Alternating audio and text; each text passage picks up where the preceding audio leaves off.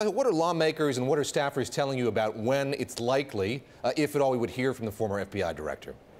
It's funny you asked, David. I actually spoke to Senator Warner just a couple of moments ago on my way here, and I asked him this specific question. He told me he still expects to see Director Comey testify before Congress. He did not have a timeline, though. He said hopefully they expect to be in communications with him shortly. One thing Democrats are going to ask him is not only to respond to the president talking about a tape, but also to clarify this question of whether the president asked Director Comey for his loyalty and what kinds of things he asked Director Comey about the Russia investigation, which, as we know, ensnares some of the president's associates, including former National Security Advisor and most notably Michael Flynn. So I think Democrats will want answers to that, and we're already seeing the early stages of a movement, particularly by Senator Schumer of New York, the Democratic leader, who suggested that he would support initiating some sort of independent investigation before the Senate confirms a new FBI director. So if Democrats keep pushing on this, they need to at least pick off 3 Republican senators in order to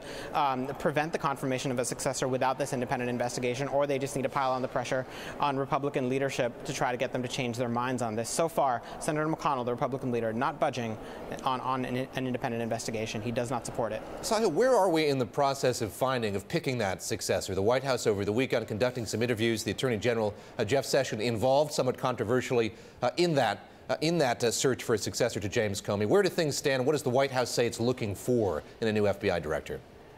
Early rounds of interviews, David, over the weekend. 8 candidates, as I mentioned. My colleagues have reported on this. You can find this on Bloomberg.com. 8 candidates interviewed. It's still the early stages. It's still preliminary. And I think, it's an open question what's going on in the president's mind about this right now, because he himself sort of drew a connection between the Russia investigation and his firing of Director Comey. He was a little bit vague about what precisely he meant, but he said to NBC that when he did decide to fire Comey, he said to himself that this Russia talk is made up by Democrats in order to kind of give themselves an excuse for losing an election they should have won. Beyond that, we don't know. Of course, the White House is saying it wants an independent-minded figure who will enforce the law, and the only loyalty that person will have will be to the United States and to the rule of law. That is what the White House is saying.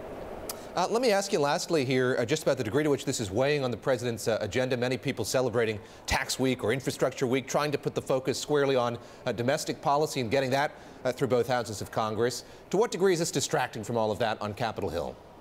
Hugely distracting. It crowds out everything. It sucks up the oxygen. Congress needs space and time to get things done. The way to do this, the way to do big things like an infrastructure plan or rewriting the tax code or even changing the healthcare system, is to have a White House that is disciplined and messaging, trying to move the trains all in the same direction, getting people in line, getting 535 independent members of Congress who worry about their re-elections and answer only to their constituents is extremely difficult. It's hurting cats, and Democrats are not in any mood to help out the president or to help out the Republicans on this, so they have to get their own party in line, and you don't do that by having distractions and controversies like this, weighing down the president. So yes, it's a huge distraction, and there already were enough, enough sort of controversies that the White House had been dealing with before this. This just adds another log in the fire, David.